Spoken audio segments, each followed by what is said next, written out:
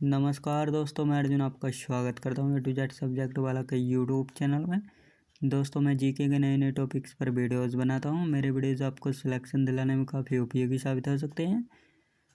दोस्तों, आज का हमारा टॉपिक है संविधान के 70 प्रश्न। मोस्ट इम्पोर्टेंट क्वेश्चन है दोस्तों, वीडियो को लास्ट तक जरूर देखना ताकि सभी क्वेश्चन आपको आसानी से याद हो जाएँ।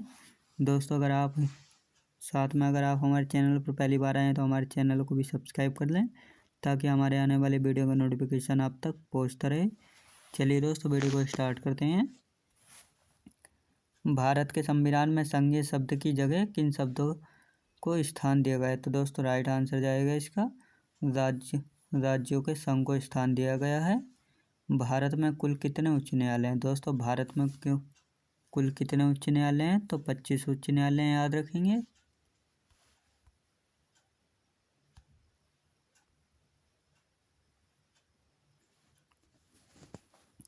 उच्च न्यायालय में न्यायाधीशों की नियुक्ति कौन करता है? दोस्तों, उच्च न्यायालय में न्यायाधीशों की नियुक्ति कौन करता है? तो राष्ट्रपति करता है, याद रखेंगे। किसी राज्य की कार्यपालिका की शक्ति किस में निहित होती है? राइट आंसर जाएगा राज्यपाल में निहित होती है। राज्यपाल का कार्यकाल कितना होता है? दोस्तों, राज्यपाल का कार्यकाल कितना होता है? तो 5 वर्ष होता है। राज्यपाल अपना त्यागपत्र किसे देता है? दोस्तों, राज्यपाल जो है अपना त्यागपत्र किसको देता है? राष्ट्रपति को देता है, याद रखेंगे। राज्यपाल पद हेतु न्यूनतम आयु कितनी होती है? दोस्तों, राज्यपाल के पद के लिए न्यूनतम आयु कितनी होती है? तो 35 वर्ष होती है, याद रखेंगे। किस राज्य में विधानसभा सदस्यों की संख्या सबसे अधिक है? दोस्तों, किस राज्य में विधानसभा सदस्यों की संख्या सबसे अधिक है? तो उत्तर प्रदेश में है, याद रखेंगे। विधानसभा का कार्यकाल कितना होता है? दोस्तों, विधानसभा का कार्यकाल कितना होता है? सही जवाब जाएगा इसका 5 वर्ष होता है। दोस्तों, विधानसभा का जो कार्यकाल होता है 5 वर्ष होता है, याद रखेंगे।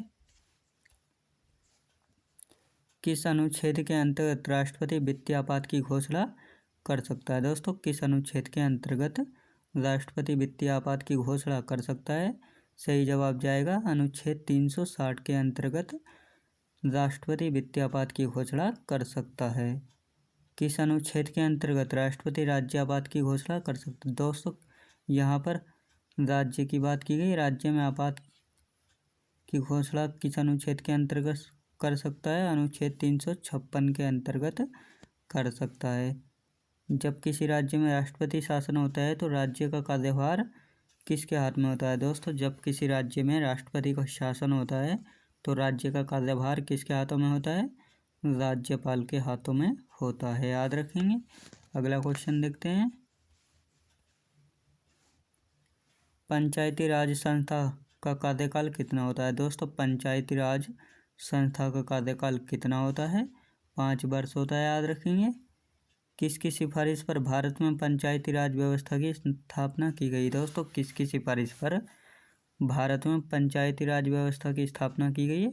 बलवंत राय मेहता समिति की सिफारिश पर भारत में पंचायती राज व्यवस्था की स्थापना की गई है। भारत में मंत्रिमंडलीय व्यवस्था के जन्मदाता कौन है? दोस्तों, भारत में मंत्रिमंडलीय व्यवस्था के जन्मदाता कौन है? वायसराय लॉर्ड कैनिंग है, याद रखेंगे। वायसराय लॉर्ड कैनिंग है। भारत में संसदीय प्रणाली कहाँ से ली गई? दोस्तों, भारत में संसदीय प्रणाली कहाँ से ली गई है? सही जवाब जाएगा ब्रिटेन देश से ली गई, याद रखेंगे। संविधान में कल्याणकारी राज्य का आदेश कौन देता है? दोस्तों, संविधान में कल्याणकारी राज्य का आदेश कौन देता है? नीति निर्देशक तत्व देते हैं, याद रखेंगे। नीति निर्देशक तत्व देते हैं।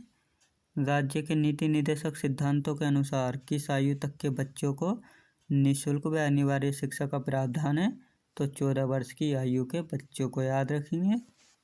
भारत की संघीय व्यवस्थापिका किस नाम से जाना जाता है? दोस्तों, भारत की संघीय व्यवस्थिका को किस नाम से जाना जाता है? संसद के नाम से जाना जाता है, याद रखेंगे।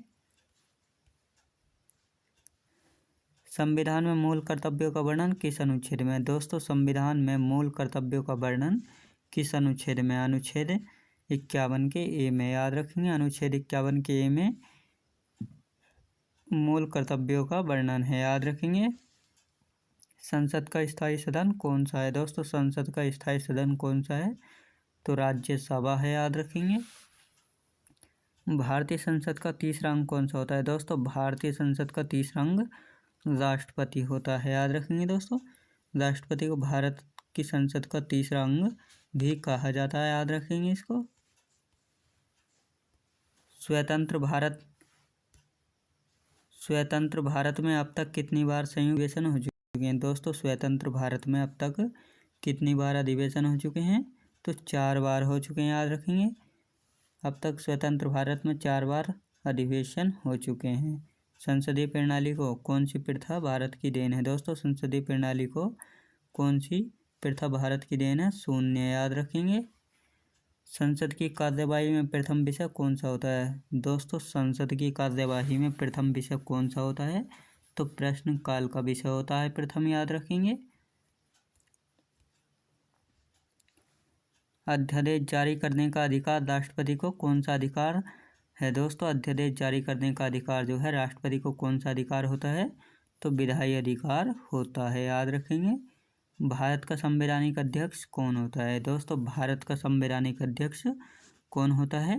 राष्ट्रपति होता है, याद रखेंगे दोस्तों। भारत का जो संवैधानिक अध्यक्ष होता है वह राष्ट्रपति होता है, याद रखेंगे।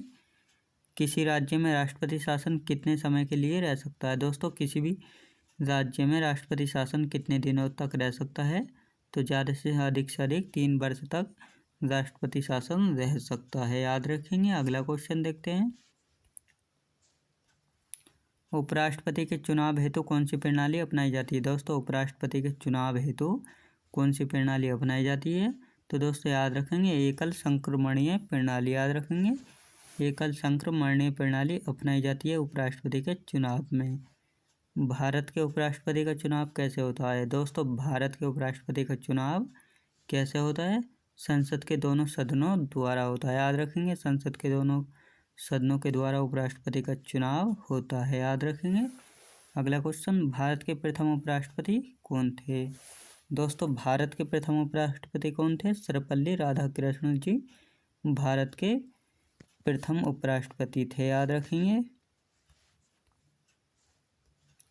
भारत में लगातार 2 बार उपराष्ट्रपति कौन बने रहे हैं दोस्तों? भारत में लगातार 2 बार उपराष्ट्रपति कौन बना रहा है? तो सर्वपल्ली राधाकृष्णन 2 बार उपराष्ट्रपति रह चुके हैं, याद रखेंगे। अगला क्वेश्चन, उपराष्ट्रपति का कार्यकाल कितना होता है दोस्तों? उपराष्ट्रपति का कार्यकाल कितना होता है? सही जवाब हो जाएगा इसका 5 वर्ष होता है, याद रखेंगे। उपराष्ट्रपति किस सदन का सदस्य नहीं हो सकता दोस्तों? उपराष्ट्रपति जो है वह किस सदन का सदस्य नहीं हो सकता है? राज्यसभा का सदस्य नहीं हो सकता है। राज्यसभा सदस्य का कार्यकाल कितना होता है दोस्तों? राज्यसभा सदस्य का कार्यकाल कितना होता है? 6 वर्ष होता है, याद रखेंगे दोस्तों, 6 वर्ष होता है। अगला क्वेश्चन देखते हैं। राज्यसभा का सदस्य बनने के लिए न्यूनतम आयु कितनी होनी चाहिए दोस्तों? राज्यसभा का सदस्य बनने के लिए न्यूनतम आयु कितनी होनी चाहिए? तो 30 वर्ष होनी चाहिए न्यूनतम आयु, याद रखेंगे।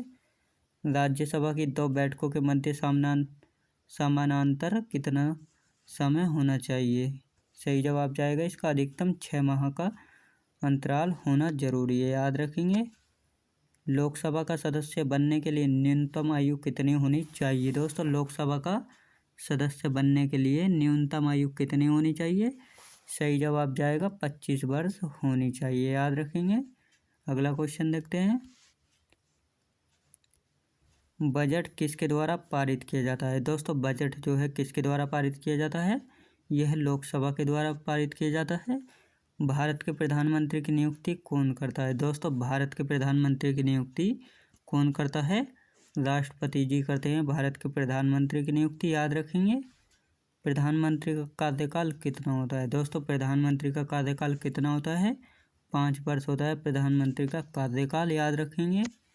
प्रधानमंत्री बनने के लिए न्यूनतम आयु कितनी होनी चाहिए दोस्तों? भारत का प्रधानमंत्री बनने के लिए न्यूनतम आयु कितनी होनी चाहिए? तो 25 वर्ष होनी चाहिए, याद रखेंगे। किस प्रधानमंत्री के कार्यकाल में 2 उप प्रधानमंत्री हुए हैं दोस्तों? किस प्रधानमंत्री के कार्यकाल में 2 उप प्रधानमंत्री हुए हैं? राइट आंसर जाएगा इसका मोरारजी देसाई जी के कार्यकाल में 2 प्रधानमंत्री हुए हैं, याद रखेंगे। लोकसभा का अस्थायी अध्यक्ष कौन नियुक्त करता है? दोस्तों लोकसभा का अस्थायी अध्यक्ष कौन नियुक्त करता है? तो राष्ट्रपति नियुक्त करता है, याद रखेंगे। लोकसभा अध्यक्ष अपना त्यागपत्र किसे देता है? दोस्तों लोकसभा अध्यक्ष जो होता है वह अपना त्यागपत्र किसको देता है? तो लोकसभा उपाध्यक्ष को देता है अपना त्यागपत्र, याद रखेंगे। निर्णायक मत देने का अधिकार किसको है? दोस्तों निर्णायक मत देने का अधिकार किसको है? दोस्तों इसका राइट आंसर जाएगा लोकसभा अध्यक्ष को है निर्णायक मत देने का अधिकार, याद रखेंगे। लोकसभा महासचिव की नियुक्ति कौन करता है? दोस्तों लोकसभा महासचिव की नियुक्ति कौन करता है? लोकसभा स्पीकर करता है। भारत की प्रथम महिला लोकसभा अध्यक्ष कौन है? दोस्तों भारत की प्रथम महिला लोकसभा अध्यक्ष कौन है? तो मीरा कुमार हैं, याद रखेंगे। देश का सर्वोच्च विधि अधिकारी कौन होता है? दोस्तों देश का सर्वोच्च विधि अधिकारी कौन होता है? महान्यायवादी होता है, याद रखेंगे। दोस्तों देश का सर्वोच्च विधि अधिकारी जो है महान्यायवादी होता है। महान्यायवादी की नियुक्ति कौन करता है? दोस्तों महान्यायवादी की नियुक्ति कौन करता है? राष्ट्रपति करता है महान्यायवादी की नियुक्ति, याद रखेंगे।